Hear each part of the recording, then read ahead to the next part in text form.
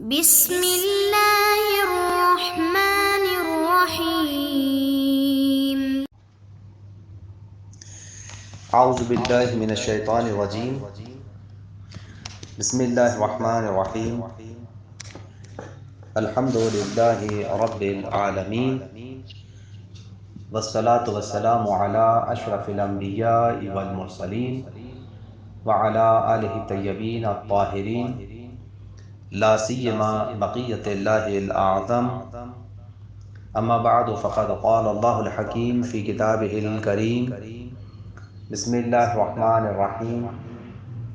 انا انزلناہ فی لیلۃ القدر وما ادراک ما لیلۃ القدر لیلۃ القدر خیر من الف شہر تنزل الملائکۃ والروح فیہا بإذن ربہم من کل امر سلام ہی حتی مطلع الفجر۔ محترم سامعین، السلام علیکم ورحمۃ اللہ۔ جیسا کہ آپ کے علم میں ہے کہ غیبت امام زمانہ علیہ السلام کے قرآنی دلائل کے سلسلے میں یہ ہمارا سلسلہ دروس، سلسلہ درس جاری و ساری ہے، اور آج یہ ہمارا 5واں درس اس سلسلے کا آپ کی خدمت میں پیش کیا جا رہا ہے۔ جیسا کہ آپ کو علم ہے کہ ہم نے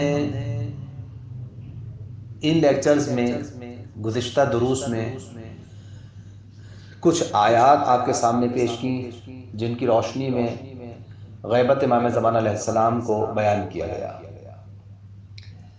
اسی سے متصل اور وابستہ پھر اس کے بعد کچھ روایات تھی کہ جن کی روشنی میں بیان کیا گیا کہ امام زمانہ علیہ السلام کی غیبت جو ہے وہ کس طرح سے واقع ہوئی ہے، اور روایات کی روشنی میں یہ بات ثابت ہے کہ انبیاء کی بھی اس سے پہلے غیبت واقع ہوئی ہے، اور امام زمانہ علیہ السلام کی غیبت کا واقعہ یہ کوئی نیا واقعہ نہیں تھا، بلکہ سنت الہیہ میں سے ہے، سنن الہیہ میں سے ہے۔ یہ جب لوگ حجت خدا کی پرواہ نہیں کرتے ہیں اور اس کے حضور ادب کا لحاظ نہیں رکھتے، اس کا ساتھ نہیں دیتے، اس سے وفا نہیں کرتے، تو کبھی کبھی پروردگار عالم کی یہ سنت جاری ہوتی ہے کہ خداوند عالم اپنی حجت کو لوگوں سے دور کر دیتا ہے، اور وہ فیضیابی اور وہ عطائے نعمت اور وہ رحمت کا سلسلہ کہ جو براہ راست لوگ اس فیضان الہی سے فیضیاب ہوتے ہیں وہ اس سے محروم ہو جاتے ہیں، اور اس کی مختلف وجوہات ہیں جن کے اوپر ابھی ہم نے گفتگو نہیں کی ہے۔ کبھی موقع ملا انشاءاللہ العزیز تو ہم اس بارے میں بیان کریں گے کہ امام زمانہ علیہ السلام کی غیبت کی حکمتیں کیا ہیں، سبب کیا ہیں، علت کیا ہے۔ لیکن ابھی یہ موقع نہیں ہے کیونکہ ہمارا ٹاپک غیبت امام زمانہ علیہ السلام کا اثبات ہے، آیات کی روشنی میں اور روایات کی روشنی میں۔ تو محترم سامعین، جس طرح سے ہم پہلے بیان کر چکے ہیں آیات کے سیل میں، آیات ہم نے 2 طرح کی بیان کی ہیں اگر آپ کے ذہن میں محفوظ ہوں۔ ایسی آیات کہ جو امکان غیبت کو ثابت کرتی ہیں کہ پروردگار عالم کی یہ سنت ہے کہ بہرحال غیبت واقع ہوتی ہے اور غیبت واقع ہوتی رہی ہے، ٹھیک ہے۔ اس کے بعد پھر ہم نے ایسی آیات پیش کی کہ جو تعویل کے ذریعے سے بیان کر رہی ہیں کہ جہاں امام زمانہ علیہ السلام کو مراد لیا گیا ہے، جیسے مثال کے طور پر پروردگار عالم نے جو فرمایا ہے کہ اگر پانی کو زمین اپنے اندر گہرائیوں میں لے جائے تو پھر کون ہے کہ جو اس پانی کو، اس چشمہ رحمت کو تمہارے لیے جاری کرے۔ تو یہاں چشمہ رحمت، یہاں آب زندگی، یہاں پانی سے مراد جو روایات نے بیان کیا ہے وہ کیا ہے؟ وہ امام زمان علیہ السلام اور امام زمان علیہ السلام اور حجت الہی ہیں، اس چیز کو بیان کیا گیا۔ اسی طرح سے اس سلسلے میں مختلف روایات بیان کی گئی تھی، آیات بیان کی گئی ہیں، اور پھر اس کے بعد روایات بیان کی گئی کہ روایات سے یہ بات ثابت ہے کہ چند انبیاء کی غیبت تاریخ انبیاء میں ہمیں ملتی ہے کہ چند انبیاء غائب رہے ہیں۔ اور آج اس سلسلے میں ہم جس چیز کو آپ کے سامنے پیش کرنا چاہتے ہیں وہ در حقیقت یہ ہے کہ نہ صرف یہ کہ آیات اور روایات میں یہ بات موجود ہے کہ امام زمان علیہ السلام کی غیبت واقع ہوئی ہے اور انبیاء کی غیبتیں ہوئی ہیں اس سے پہلے، بلکہ اگر آپ انصاف کی نظر ڈالیں تو نہ صرف یہ کہ شیعوں کی یہاں تو یہ بات مسلم الثبوت ہے، اس میں کسی قسم کے شک و شبہ کی گنجائش نہیں ہے، حتیٰ کہ کسی نے اکابرین شیعہ میں سے، علماء تشیع میں سے کسی نے بھی اس بات کا انکار نہیں کیا ہے کہ امام زمان علیہ السلام کی غیبت واقع نہیں ہوئی ہے، نہیں، بلکہ تمام کے تمام علماء متفق ہیں اس بات پر کہ تمام کے تمام علماء جو ہیں وہ متفق ہیں اس بات پر کہ امام زمان علیہ السلام کی غیبت واقع ہوئی ہے، اور جو امام غائب ہیں وہ حجت ابن الحسن علیہ السلام ہیں، 11ویں امام کے اکلوتے فرزند ہیں، واحد اولاد ہیں امام حسن عسکری علیہ السلام کی۔ نہ صرف یہ کہ اس موضوع پر شیعہ حیدر کرار متفق ہیں، بلکہ شیعہ اثنا عشری متفق ہیں، بلکہ اگر آپ انصاف کی نظر ڈالیں تو آپ کو علماء اہل سنت میں بھی بہت سے علماء کرام اکابرین اہل سنت کہ جنہوں نے اس موضوع کی جانچ پڑتال کی ہے اور اس کو تحقیق کی نظر سے دیکھا ہے، انہوں نے باقاعدہ اس کے بیانات دیے ہیں اور انہوں نے اقرار کیا ہے، اعتراف کیا ہے، بلکہ بیان کیا ہے۔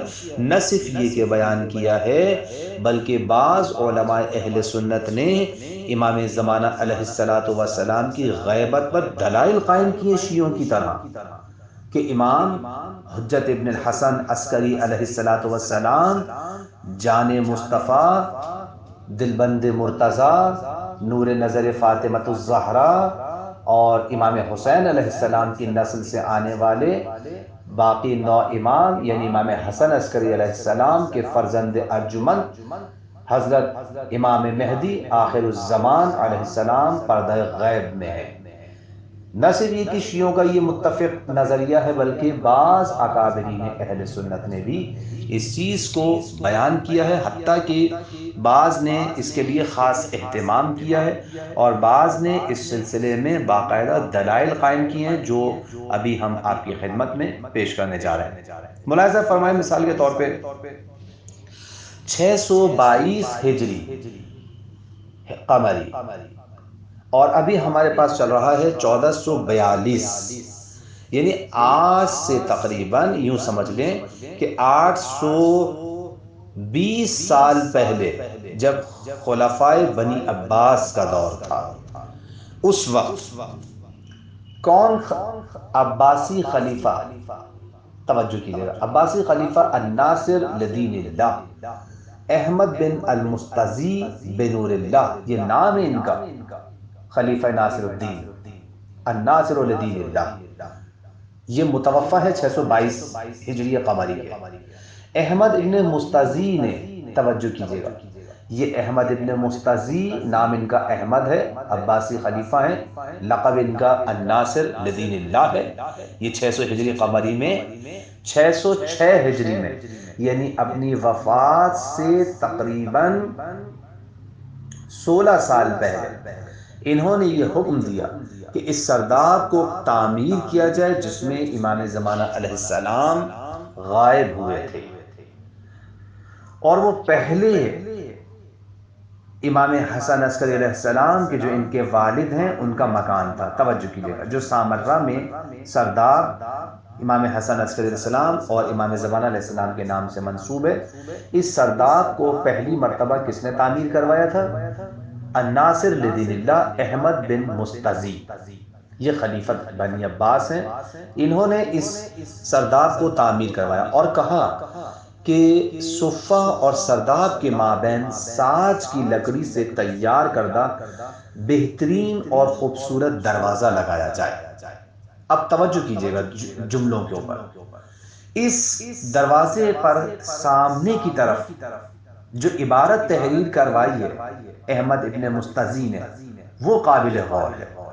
توجہ کیجیے گا، سب سے پہلے اس کے اوپر سب سے اوپر جو عبارت لکھوائی ہے قرآن کریم کی، یہ آیت ہے سورہ شعراء جو 42 نمبر سورہ ہے، سورہ نمبر 42 اور آیت نمبر 23۔ آیت یہ ہے، بسم اللہ الرحمن الرحیم، توجہ کیجیے گا، بسم اللہ الرحمن الرحیم، قل لا اسألكم علیہ اجرا الا المودۃ فی القربى ومن یقترف حسنۃ نزد له فیہا حسنا ان اللہ غفور شکور۔ توجہ کیجیے، یہ آیت اور پھر اس کے نیچے جو عبارت لکھوائی ہے وہ یہ عبارت تحریر تھی اس دروازے کے اوپر، ساج کی لکڑی کا۔ ساج کی لکڑی بہت قیمتی لکڑی ہوتی ہے، اس کا دروازہ بنایا، بہت گراں قیمت ارزشمند وہ دروازہ بنوایا، اس کے اوپر یہ عبارت لکھوائی، آیت اور پھر اس کے بعد یہ عبارت۔ توجہ فرمائیے گا، عربی عبارت بھی پڑھ رہا ہوں اور پھر اس کے بعد اردو عبارت بھی آپ کو پڑھ کر سنا دیتے ہیں اس کا ترجمہ۔ ھذا ما امرہ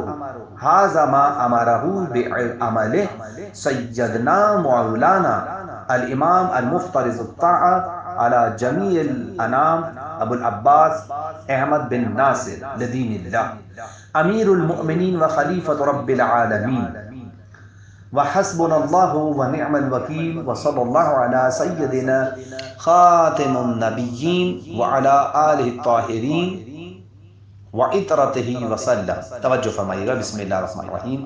اے حبیب، کہہ دیجئے کہ میں تم سے اس تبلیغ رسالت کا کوئی عجز نہیں چاہتا، علاوہ اس کے کہ میرے اقربا سے محبت کرو، اور جو شخص بھی کوئی نیکی حاصل کرے گا تو ہم اس کی نیکی میں اضافہ کر دیں گے، بے شک اللہ بہت زیادہ بخشنے والا اور قدرداں ہے۔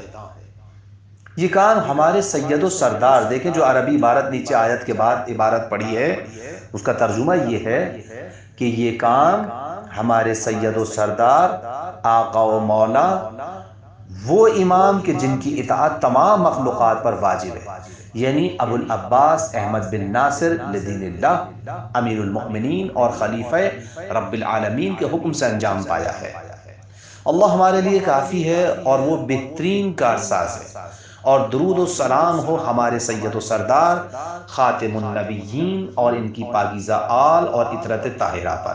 یہ عبارت اس ساج کی لکڑی کے دروازے پر لکھوائی سامنے کی طرف، جبکہ اگر آپ ملاحظہ فرمائیں اس دروازے پر جو پیچھے کی طرف پشت پر یہ عبارت تحریر کروائی، بسم اللہ الرحمن الرحیم، محمد رسول اللہ امیر المؤمنین علی ولی اللہ فاطمہ الحسن ابن علی الحسین ابن علی محمد ابن علی جعفر ابن محمد موسیٰ ابن جعفر علی ابن موسیٰ محمد ابن علی علی ابن محمد الحسن ابن علی و محمد ابن الحسن القائم بالحق۔ توجہ کیجیے گا، آپ دیکھیں کہ پشت کے دروازے پر بسم اللہ کے بعد پیغمبر اکرم صلی اللہ علیہ وآلہ وسلم کی رسالت کی گواہی، امیر المؤمنین حضرت علی علیہ السلام کی ولایت کی گواہی، اور پھر جناب سیدہ سلام اللہ علیہا، اور پھر باقی ائمہ علیہ السلام کے آخری امام تک بالترتیب نام بعینہ ہی اسی طرح سے ترتیب سے لکھوائے گئے ہیں کہ جو ہمارا عقیدہ ہے۔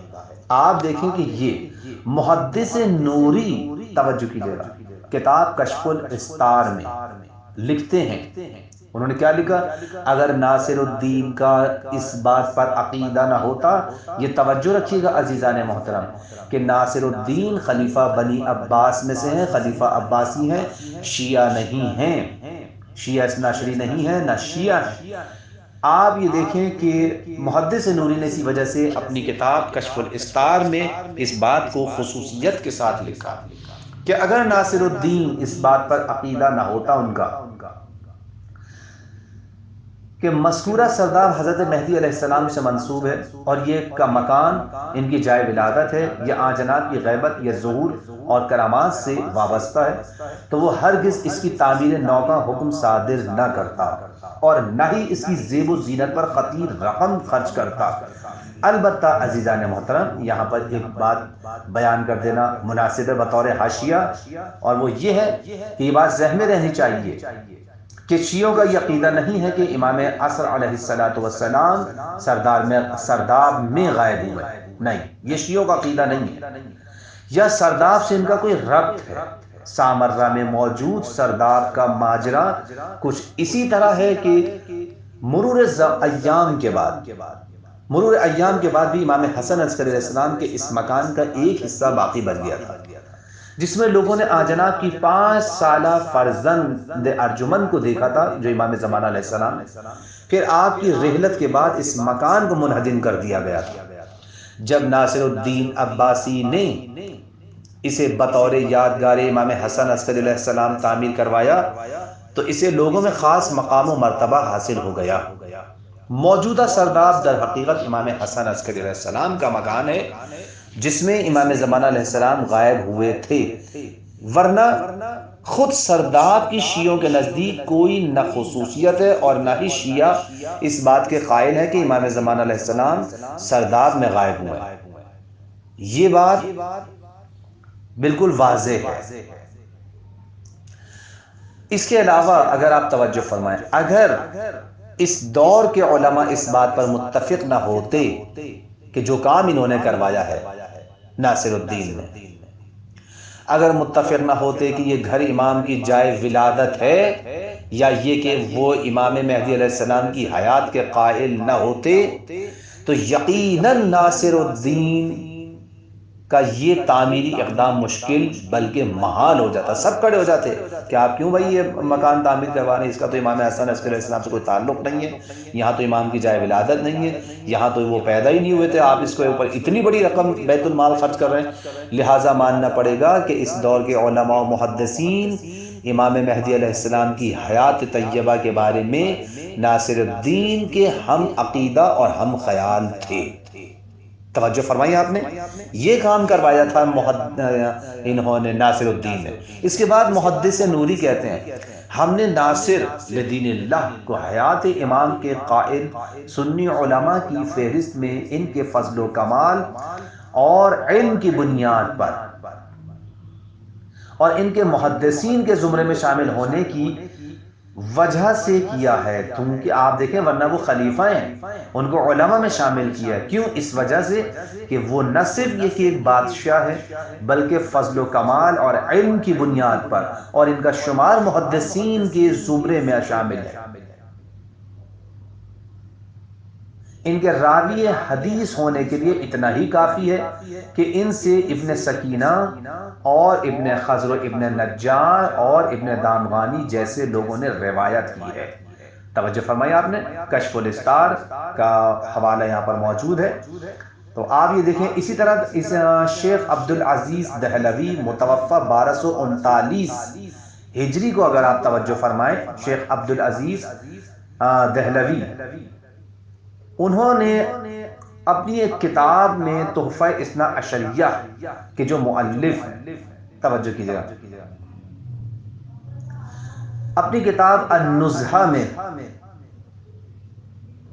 اپنے والد شاہ ولی اللہ دہلوی کی کتاب الفضل المبین سے ایک حدیث نقل کرتے ہیں،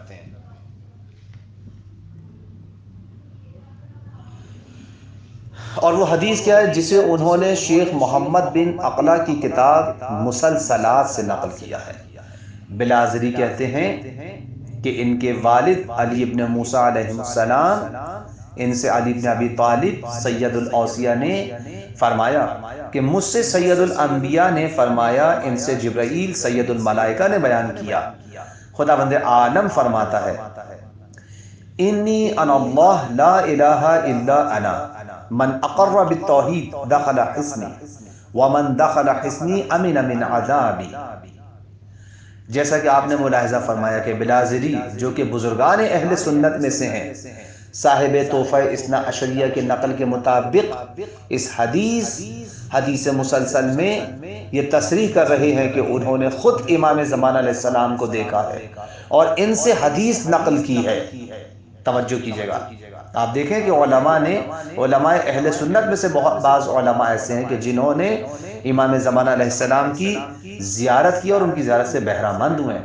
علماء اہل سنت میں سے 15 بزرگ علماء نے بلازری سے اس حدیث کو نقل کیا اور ان کی علمی شخصیت کو بھی قبول کیا، اگر آپ توجہ فرمائیں۔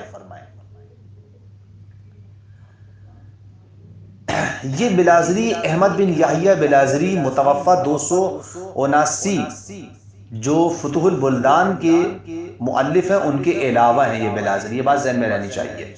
بس یہ بات معلوم ہے کہ علماء اہل سنت میں سے 15 بزرگ علماء نے بلازری کی اس حدیث کو نقل کیا ہے اور ان کی علمی شخصیت کو قبول بھی کیا انہوں نے۔ بس بعض علماء اہل سنت نے بھی امام زمانہ علیہ السلام کی زیارت کی ہے۔ بس زیارت کا مطلب کیا ہے کہ جب موجود ہیں، پردہ غائب میں ہیں، تبھی تو زیارت ہو رہی ہے، ورنہ زیارت کیسے ہوتی ہے اگر غائب نہ ہوتے، موجود نہ ہوتے۔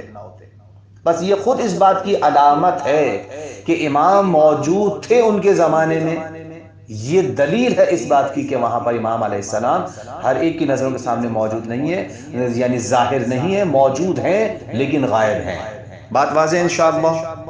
ایک اور عظیم شخصیت بلازری کے بعد توجہ فرمائیے گا، 658 ہجری قمری میں ابو، یعنی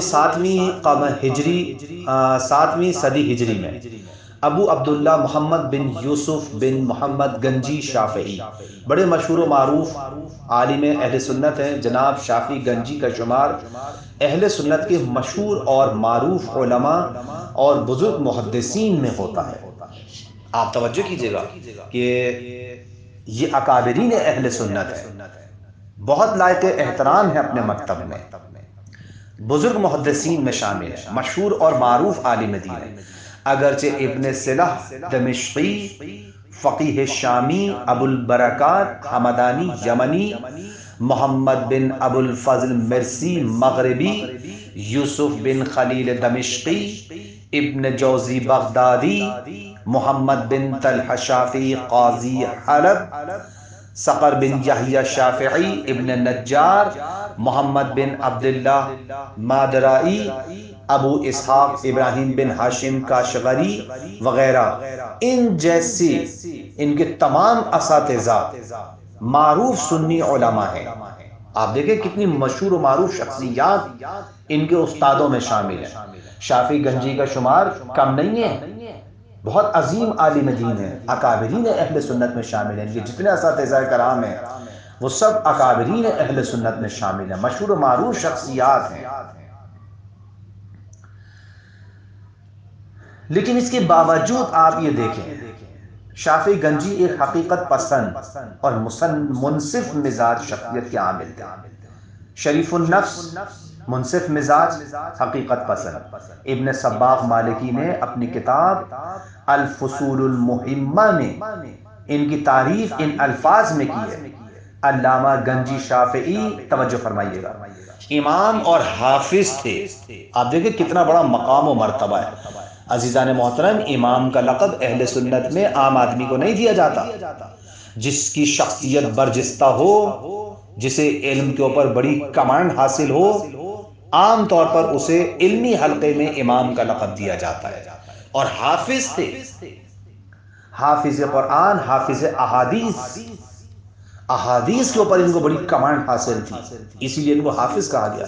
جبکہ علامہ ابن حجر عسقلانی نے اپنی کتاب فتح الباری میں، فتح الباری فی شرح البخاری، جو شرح بخاری کی شرح ہے فتح الباری، اس کتاب میں جناب علامہ ابن حجر عسقلانی انہوں نے آپ کی نقل کردہ روایات کے ذریعے استدلال کیا ہے۔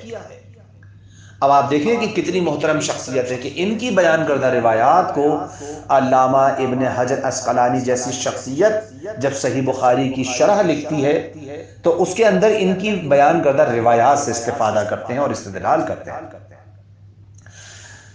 جناب شافعی گنجی کی کتاب مشہور و معروف ہے کفایت الطالب. آپ نے کتاب کفایت الطالب فی مناقب امیر المؤمنین علی بن ابی طالب، ان کی مشہور و معروف کتاب ہے امیر المؤمنین کے فضائل کے اوپر، مناقب کے اوپر. اور اسی طرح سے امام زمانہ علیہ السلام کے بارے میں ان کی بڑی مشہور و معروف کتاب ہے البیان فی اخبار صاحب الزمان جیسی بہترین کتاب تالیف کی ہے. اب آپ دیکھیں دو کتابیں، پہلے امام کے بارے میں، آخری امام کے بارے میں. کتنی خوبصورت بات کی ہے کہ پہلے امام کے بارے میں بھی بہترین کتاب لکھی مناقب امیر المؤمنین، آخری حجت خدا کے بارے میں بھی کتاب لکھی فی البیان فی اخبار صاحب الزمان. یعنی شافعی گنجی بتانا یہ چاہتے ہیں کہ میرا سلسلہ دونوں سے وابستہ ہے، میں پہلے کو بھی ماننے والا ہوں اور آخری کو بھی ماننے والا ہوں. تو عزیزان محترم، بعض اہل سنت اکابرین علماء، اکابرین اہل سنت اس بات پر معتقد ہیں اور ان کا یقین ہے اس بات پر، اسی لیے انہوں نے امام علی علیہ السلام کے فضائل و کمالات کے بارے میں بھی کتاب لکھی، مناقب کے بارے میں کتاب لکھی، اور امام زمانہ علیہ السلام کے بارے میں بھی جو روایات ہیں ان کو جمع کر کے ایک بہترین معروف کتاب لکھی. ان کتابوں میں، جن میں آپ نے اپنے سلسلے سند کے مطابق تمام روایات اہل سنت کی معتبر کتب سے نقل کی ہیں، شیعہ کتب سے روایات کو نقل نہیں کیا، بلکہ اپنے تمام سلسلے سند کو، تمام روایات کو اہل سنت کی معتبر کتب سے نقل کیا. اور اس طرح اہل بیت علیہم السلام عصمت و طہارت سے اپنی محبت و الفت اور عقیدت کا اظہار کیا، اپنے والہانہ عشق کا اظہار کیا کہ ہم در اہل بیت کے چاہنے والے ہیں اور ہم اس طریقے سے ان کے مناقب کے قائل ہیں. توجہ کیجیے، کتاب البیان فی اخبار صاحب الزمان میں 25 ابواب ترتیب دیے ہیں انہوں نے. کتاب الاخبار فی اخبار البیان فی اخبار صاحب الزمان، امام زمانہ علیہ السلام کے بارے میں مشہور و معروف کتاب انہوں نے ترتیب دی، اور اس کتاب میں 25 ابواب ترتیب دیے، اور یہ آپ کی مشہور و معروف کتاب کفایت الطالب سے ملحق چھپی ہے. علامہ مجلسی نے بھی اس کتاب کو نقل کیا، کہاں پر؟ بہار الانوار میں کفایت الطالب کا ذکر کیا انہوں نے. شافعی صاحب نے حضرت امام مہدی علیہ السلام سے مربوط 25 ابواب میں امام زمان علیہ السلام کے وجود، غیبت کو قرآن و سنت سے ثابت کیا ہے. دیکھیں میں نے آپ کو ایک کتاب کا نام بتا دیا، البیان فی اخبار صاحب الزمان. اس میں انہوں نے قرآن کی آیات کے ذریعے، سنت نبوی کے ذریعے، روایات کے ذریعے، ان چیزوں کے ذریعے سے امام زمان علیہ السلام کے وجود کو بھی ثابت کیا اور غیبت کو بھی ثابت کیا. کمال کی بات یہ ہے جس کا ایک حصہ ہم آپ کی خدمت میں یہاں پیش کر رہے ہیں. توجہ فرمائیے گا. محترم مؤلف آغاز کلام میں رقم تراز ہے، توجہ کیجیے گا، یہ جملے بڑے قیمتی ہیں. حضرت مہدی علیہ السلام کی غیبت سے لے کر آج تک، حضرت مہدی علیہ السلام اپنی غیبت سے لے کر آج تک زندہ اور باقی رہنے میں کسی قسم کا کوئی شک و شبہ نہیں ہے. غور کیا آپ نے جملے کے اوپر، کتنا خوبصورت جملہ آغاز کتاب میں لکھا ہے انہوں نے. عالم اہل سنت ہیں، اکابرین علماء اہل سنت ہیں، لائق احترام ہے. حضرت مہدی علیہ السلام کی غیبت سے لے کر آج تک زندہ و باقی رہنے میں کسی قسم کا کوئی شک و شبہ نہیں ہے، کیونکہ قرآن و سنت کی روشنی میں حضرت عیسیٰ علیہ السلام، حضرت خضر علیہ السلام، حضرت الیاس علیہ السلام جیسے اولیاء الہی کے باحیات ہونے، اور یہ دیکھیں یہ اولیاء الہی ہیں، اور اس کے علاوہ پھر جو دوسری بات نقل کر رہے ہیں، تحریر کر رہے ہیں، توجہ کیجیے گا ان جملوں کے پر، دجال اور شیطان جیسے دشمنان خدا کے زندہ ہونے کے شواہد بھی تو پائے جاتے ہیں. اگر قرآن کریم میں آپ دیکھیں جہاں حضرت عیسیٰ کی غیبت کا تذکرہ موجود ہے، زندہ ہونے کا تذکرہ موجود ہے، حضرت خضر علیہ السلام کے زندہ ہونے کا تذکرہ موجود ہے، جناب الیاس علیہ السلام کے زندہ ہونے کا تذکرہ موجود ہے۔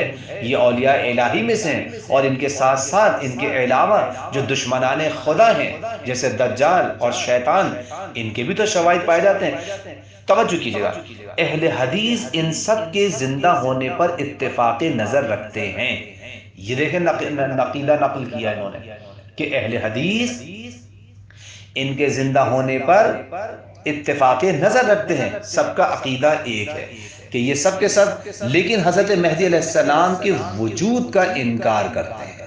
توجہ کیجئے گا، انہوں نے دو وجوہات کی بنا پر حضرت مہدی کے وجود کا انکار کیا ہے کہ وہ غائب نہیں ہے۔ دیکھیں شافعی بیان کر رہے ہیں بات کو۔ اول، زمانہ غیبت میں ان کی طول عمر، دیکھیں دو دلیلوں کی وجہ سے اس کو قبول نہیں کیا ہے بعض علماء نے، اور وہ کہتے ہیں کہ جو قبول نہیں کرتے ہیں ان کی دلیل کیا ہے، وہ یہ دو دلیل ہے، غیبت میں ان کی طول عمر، اور دوسرا یہ ہے کہ وہ آج تک سرداب میں بغیر کچھ کھائے پیے کس طرح زندہ رہ سکتے ہیں، جبکہ یہ بات عام طور پر محال ہے کہ کوئی شخص موجود ہو اور بغیر کھائے پیے زندہ رہ رہا ہو، یہ بات عقل سے باہر ہے۔ اچھا، اتنا تحریر کرنے کے بعد جناب گنجی شافعی ان اشکالات کا اس انداز سے جواب دیتے ہیں۔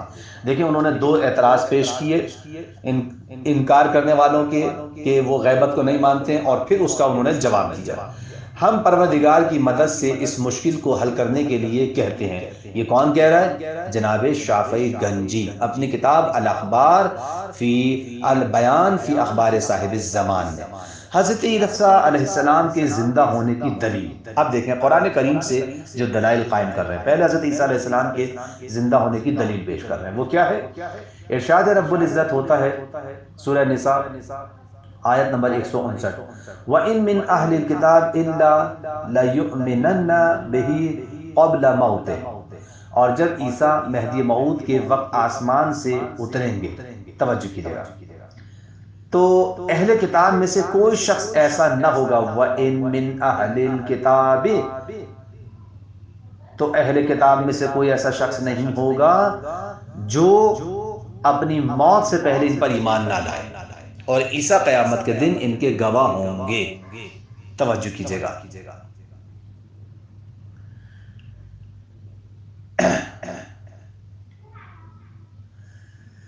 جبکہ ہم مشاہدہ کر رہے ہیں کہ اس آیت کے نزول سے لے کر ابھی تک اہل کتاب حضرت عیسیٰ پر ایمان نہیں لائے، پس یقیناً ایسا آخر الزمان میں ہی ہوگا، کیونکہ ابھی تو عیسائی ایمان نہیں لائیں۔ اچھا، اس کے بعد دیکھیں سنت، یہ تو آیت پیش کی، اب سنت دیکھیں، حدیث ملاحظہ فرمائیں۔ صحیح مسلم میں ایک مفصل حدیث کے ضمن میں خروج دجال کے بارے میں نقل کیا گیا ہے کہ پیغمبر اکرم صلی اللہ علیہ وآلہ وسلم نے فرمایا، پس عیسیٰ دمشق کے مشرق میں اس حالت میں آسمان سے نازل ہوں گے کہ وہ دو فرشتوں کے کاندھوں پر ہاتھ رکھے ہوئے ہوں گے۔ نیز ابو ہریرہ سے نقل کرتے ہیں، جناب ابو ہریرہ سے اس روایت کو نقل کیا ہے کہ پیغمبر اکرم صلی اللہ علیہ وآلہ وسلم نے فرمایا، کیف انتم اذا انزل ابن مریم فیکم و امامکم منکم، اس وقت تم کیسا محسوس کرو گے جب عیسیٰ ابن مریم آسمان سے نازل ہوں گے اور تمہارے امام تم میں سے ہوں گے۔ اور خضر و حیات اور جناب حضرت خضر علیہ السلام اور الیاس علیہ السلام کے بارے میں محمد بن جریر سے نقل کرتے ہیں کہ یہ روئے زمین پر گردش کر رہے ہیں۔ اچھا، دجال کے زندہ ہونے کی دلیل، اب دیکھیں وہ اولیاء الہی کے زندہ ہونے کی دلیل بیان کی، اب دجال کے زندہ ہونے کی دلیل پیش کر رہے ہیں۔ اس کے بعد کہتے ہیں کہ دجال کے زندہ ہونے کو ثابت کرنے کے لیے تمیم داری کی اس روایت کو نقل کرتے ہیں جسے حدیث حسن و صحیح کے طور پر تسلیم کرتے ہیں۔ اس روایت کو مسلم نے بھی اپنی صحیح میں نقل کیا ہے۔ وہ کہتے ہیں کہ یہ روایت دجال کے زندہ ہونے پر صراحت کر رہی ہے۔ اس کے بعد پھر شیطان کے وجود پر دلیل قائم کرتے ہیں۔ آیات قرآن شیطان کے وجود پر بہترین گواہ ہیں۔ مثلا اس آیت کریمہ میں ارشاد ہوتا ہے، آیت سورہ صف، توجہ کیجئے گا، آیت سورہ ہے، یہ سورہ ہجر ہے، 15واں سورہ، اور آیت 36 سے لے کر 38 تک آپ ملاحظہ فرمائیں۔ قال بسم اللہ الرحمن الرحیم قال رب فانظرنی الى یوم یبعثون قال فانک من المنذرین الى یوم الوقت المعلوم۔ اس نے کہا کہ مالک مجھے روز حشر تک کی مہلت دے دے۔ جواب ملا کہ تجھے مہلت دے دی گئی ہے ایک معلوم اور معین وقت کے لیے۔ اب توجہ فرمائیے گا کہ حضرت مہدی علیہ السلام کے زندہ ہونے پر کیا دلیل پیش کرتے ہیں۔ ارشاد رب العزت ہے لِيُظْهِرَهُ عَلَى الدِّينِ كُلِّهِ وَلَوْ كَرِهَ الْمُشْرِكُونَ۔ یہ آیت بڑی مشہور و معروف ہے، سورہ صف قرآن مجید کا 61 نمبر سورہ، آیت نمبر 9، تاکہ اسے تمام ادیان پر غالب بنائے۔ لِيُظْهِرَهُ عَلَى الدِّينِ كُلِّهِ وَلَوْ كَرِهَ الْمُشْرِكُونَ۔ اس کا مطلب یہ ہے کہ تاکہ اسے تمام ادیان پر غالب بنائے، چاہے یہ بات مشرکین کو کتنی ہی ناگوار کیوں نہ ہو۔ اس آیہ شریفہ کے ذیل میں سعید بن جبیر نے روایت کی ہے کہ اس سے مراد مہدی ہیں جو عطرت فاطمہ سلام اللہ علیہا ہیں۔ اچھا، پھر انہوں نے حضرت امام زمانہ علیہ السلام کے وجود مبارک اور غیبت پر اس طرح سے استدلال کیا ہے۔ گزشتہ روایات سے معلوم ہوتا ہے کہ جو ابھی تک آپ کی خدمت میں پیش کی گئی ہیں کہ آخر الزمان تک 3 افراد موجود ہوں گے۔ نتیجہ دیکھیں، جن میں سے کوئی بھی امام مہدی نہیں ہے، کیونکہ حضرت مہدی موعود لوگوں کے امام ہیں، جبکہ حضرت عیسیٰ ان کے پیچھے نماز ادا کریں گے، اور دجال بھی موجود ہے، جس کے وجود پر شیعہ اور سنی اہل حدیث حضرات کا اتفاق ہے۔ یہ بات طے شدہ ہے۔ اس موقع پر ہم یہ کہیں گے کہ اس طولانی مدت میں ان کا وجود 2 حالتوں سے خارج نہیں ہے۔ یہ دیکھیں دلائل کس طرح سے پیش کر رہے ہیں، اس دلیل کو سمجھنے کی کوشش کریں کہ جو جناب شافعی گنجی نے اپنی کتاب الاخبار فی البیان فی اخبار صاحب الزمان کہتے ہیں کہ اس موقع پر ہم کہیں گے کہ اس طولانی مدت میں انکار وجود 2 حالتوں سے خارج نہیں ہے، یعنی ان کا وجود یا تو خداوند عالم کے دست اختیار میں ہے یا محال ہے۔ محال ہونا باطل اور ناممکن ہے کہ خداوند عالم کے دست اختیار میں نہ ہو، کیونکہ وہ خدا قادر مطلق جو مخلوقات کو عدم سے معرض وجود میں لا سکتا ہے، اس کے بعد انہیں فنا بھی کر سکتا ہے، اور پھر انہیں دوبارہ زندہ کرنے کی قدرت بھی رکھتا ہے۔ وہ انہیں طولانی عمر عطا کرنے پر بھی مکمل طور پر قادر ہے۔ پس ان کا وجود، ان کا موجود ہونا دست خدا سے باہر نہیں ہے، یہ بات طے شدہ ہو گئی۔ اچھا، اب آپ دیکھیں اس کے بعد کیا کہتے ہیں۔ یہ امر مقدور خداوند ہے، البتہ یہ امر بھی، یعنی خداوند عالم کے دست اختیار میں ہے، خدا کے لیے مقدور ہے، خدا کے قادر ہے، یہ بات طے شدہ ہو گئی۔ البتہ یہ امر کہ خداوند عالم کے دست اختیار میں ہے، یہ بھی 2 حالتوں سے خارج نہیں، یا ان کو باقی رکھنے میں خداوند عالم مختار ہے، یا لوگوں کی مرضی کے مطابق اس نے ان کو زندہ رکھا ہوا۔ ظاہر ہے اس میں عوام کی کوئی مرضی کا دخل نہیں ہے کہ خداوند عالم مجبور ہو اور لوگوں کے کہنے پر یا ان کے مرضی سے اس کام کو انجام دیا اس نے، نہیں، کیونکہ اگر یہ کام ہمارے دست اختیار میں ہوتا تو سب سے پہلے ہم اپنے آپ کو یا اپنی آل و اولاد کو زندہ رکھنے کی کوشش کرتے، نہ کہ امام کو۔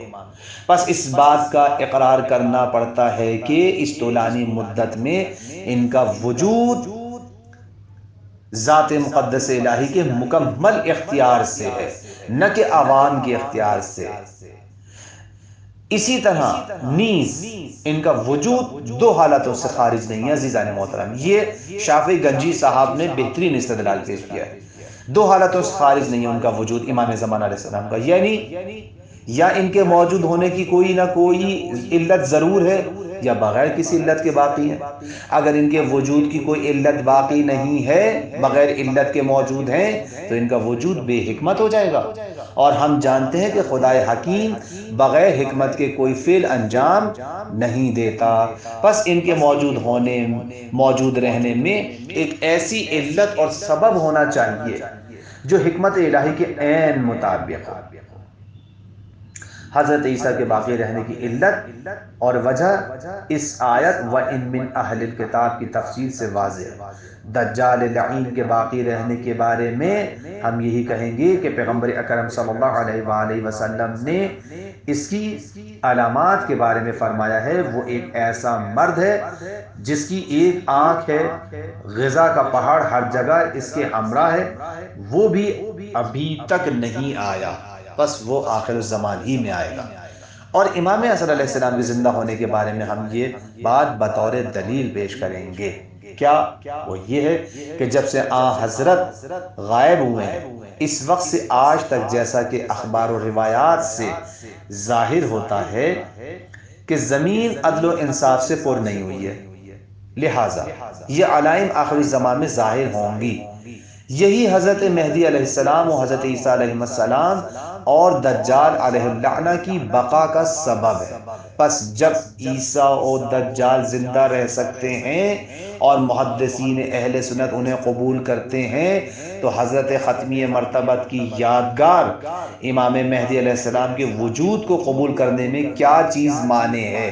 کتنا خوبصورت دلیل نظریہ پیش کیا ہے جناب شافعی نے، جبکہ امام مہدی علیہ السلام پیغمبر اسلام کے برحق نمائندے بھی ہیں اور اختیار و قدرت الہی سے زندہ و جاوید ہیں، پس ان کا وجود تو ان کے وجود سے بھی زیادہ اولا ہے۔ توجہ کیجیے گا کہ ان کو خداوند عالم نے زندہ رکھا ہوا ہے، تو ان کو زندہ کیوں نہ رکھے گا؟ کیونکہ ممکن ہے کہ حضرت مہدی آخر الزمان علیہ السلام جو زمین کو عدل و انصاف سے بھر دیں گے، ان کی بقا میں مکلفین کے لیے مصلحت مثمر ہو اور بندوں پر اللہ کی جانب سے لطف و کرم ہو۔ لطف و کرم کی بنیاد پہ پروردگار عالم نے ان کو زندہ رکھا ہے۔ ہر چند دجال کا وجود و خروج لوگوں کے عقیدے میں فساد کا باعث ہے، لیکن خود اس کا وجود لوگوں کا امتحان ہے، جس کے ذریعے نیک و بد لوگ الگ الگ ہو جائیں گے۔ اسی طرح آج تک حضرت عیسیٰ کا باقی رہنا اور آخر الزمان میں ان کا نزول ہونا اہل کتاب کے ایمان لانے اور پیغمبر اکرم صلی اللہ علیہ وآلہ وسلم کی خاتمیت کی تصدیق کا باعث ہے۔ عیسیٰ مومنین کے ایمان کو مستحکم اور منکرین کے مقابلے میں امام زمان علیہ السلام کی امامت کی تصدیق کریں گے، آپ کے پیچھے نماز پڑھیں گے، آپ کی مدد کریں گے اور لوگوں کو دین اسلام کی طرف دعوت دیں گے۔ پس بقائے حضرت مہدی علیہ السلام اصل اور آمد حضرت عیسیٰ علیہ السلام و خروج و دجال فرع ہے۔ بس جب تک اصل وابستہ نہ ہو، اصل رونما نہیں ہوگی، تو پھر فرع کیسے وجود میں آ سکتی ہے؟ جو لوگ جناب کے سردار میں غائب ہونے کی وجہ سے ان کے وجود کا انکار کرتے ہیں، ان کے لیے ہمارا جواب یہ ہے کہ محدثین کے عقیدے کے مطابق حضرت عیسیٰ علیہ السلام نیز آسمان پر موجود ہیں، جبکہ کوئی روایت اس امر پر دلالت نہیں کر رہی ہے کہ وہاں کوئی انہیں آب و غذا فراہم کر رہا ہے، حالانکہ وہ بھی حضرت مہدی کی طرح ایک بشر ہے۔ جب منکرین کے نزدیک حضرت عیسیٰ کا اس انداز سے ہونا مسلم اور ثابت ہے، تو پھر سردار میں حضرت مہدی علیہ السلام کے ہونے پر بھی انہیں اشکال نہیں ہونا چاہیے۔ یہ جناب شافعی نے دلیل پیش کی، بہت خوبصورت دلیل پیش کی ہے۔ اگر یہ کہا جائے کہ حضرت عیسیٰ کو خداوند عالم نے اپنے خزانہ غیب سے غذا عطا کرتا ہے، تو ہم کہیں گے کہ حضرت مہدی کو بھی اگر وہ اپنے خزانہ غیب سے رزق عطا کر دے گا تو اس کا خزانہ ختم نہ ہو جائے گا۔ کتنی خوبصورت دلیل دے رہے ہیں۔ اگر یہ کہا جائے کہ حضرت عیسیٰ علیہ السلام عروج آسمانی کی وجہ سے طبیعت بشری سے خارج ہو گئے ہیں اور انہیں اب غذا کی ضرورت نہیں ہے اور ان کا معاملہ حضرت مہدی کے معاملے سے بالکل مختلف ہے، تو جناب ہم کہیں گے کہ یہ بات درست نہیں ہے، کیونکہ خداوند عالم اشرف المخلوقات کے بارے میں فرماتا ہے قل انما انا بشر مثلکم یوحی الی، پیغمبر کہہ دیجئے کہ میں بھی تمہاری طرح کا ایک بشر ہوں، بس اتنا فرق ہے کہ مجھ پر وحی نازل ہوتی ہے۔ اگر یہ کہا جائے کہ حضرت عیسیٰ نے یہ طبیعت ثانوی عالم بالا میں حاصل کی ہے، تو ہم یہ کہیں گے کہ آپ کا یہ دعویٰ ثابت شدہ نہیں ہے اور نہ ہی اس کے اس بات پر کوئی دلیل موجود ہے۔ پس عزیزان محترم، یہ بات واضح ہو جاتی ہے جناب شافعی گنجی کے عقیدے اور ان کے دلائل کی روشنی میں کہ امام زمانہ علیہ السلام آج بھی زندہ ہیں اور پردہ غیب میں موجود ہیں۔ بہت خوبصورت استدلال قائم کیا ہے، اور یہ اکابرین اہل سنت میں ان کا ایک بڑا مقام اور بڑا مقام و مرتبہ ہے۔ ایک عالم اہل سنت ہیں، محدث ہیں، مفکر ہیں، اور انہوں نے بہت خوبصورت دلائل پیش کیے ہیں۔ اور محمد گنجی شافعی جو ہیں، ان کا انتقال جو ہے وہ 658 ہجری میں ہوا تھا۔ بس عزیزان محترم، ہم نے یہاں پر جناب شافعی گنجی جو عالم اہل سنت ہیں، اکابرین اہل سنت میں سے ہیں، 7ویں صدی ہجری میں کے عالم دین ہیں، اور ان کے استدلال کو آپ کی خدمت میں پیش کیا ہے۔ بس اسی کے ساتھ ہمارا یہ درس اپنے اختتام کو پہنچتا ہے۔ والسلام علیکم ورحمۃ اللہ وبرکاتہ۔ سبسکرائب کیجئے ذکر ٹی وی اور اس علم کے سفر میں ہمارے قدم کے ساتھ قدم ملائیے۔